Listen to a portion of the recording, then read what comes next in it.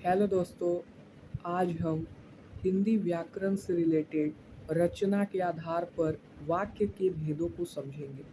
रचना के आधार पर वाक्य के कुल मिलाकर के 3 भेद होते हैं। पहला हमारा सरल वाक्य, दूसरा हमारा संयुक्त वाक्य और तीसरा हमारा मिश्रित वाक्य, जिसे हम मिश्र वाक्य भी कहते हैं। सरल वाक्य का क्या होता है?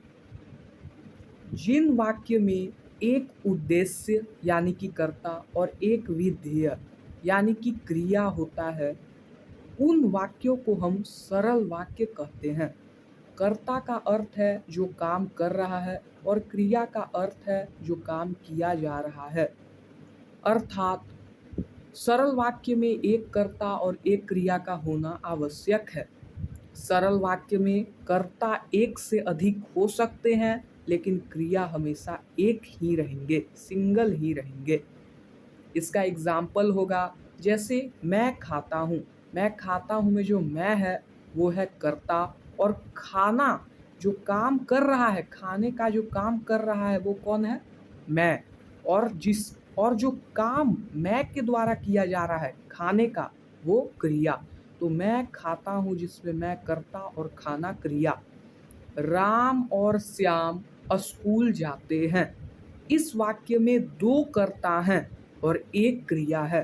मैंने आपको पहले ही बताया कि जिन वाक्यों में 2 कर्ता और सिंगल क्रिया होता है उसे ऑलरेडी हम सरल वाक्य कहते हैं।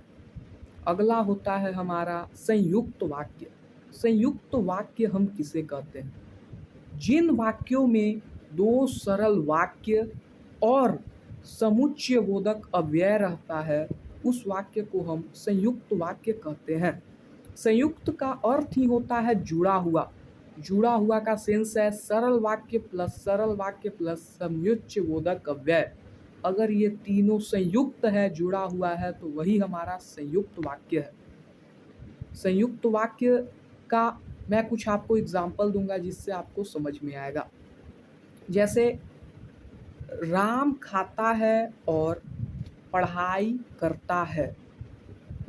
राम खाता है और पढ़ाई करता है, इस वाक्य में राम कर्ता और खाना क्रिया। और जो होता है समुच्चयबोधक अव्यय जो होता है, वो कोई भी सेंटेंस को, कोई भी वाक्य को इजी करने का एक शब्द होता है, जिसके वजह से जो है वाक्य इजी हो जाता है।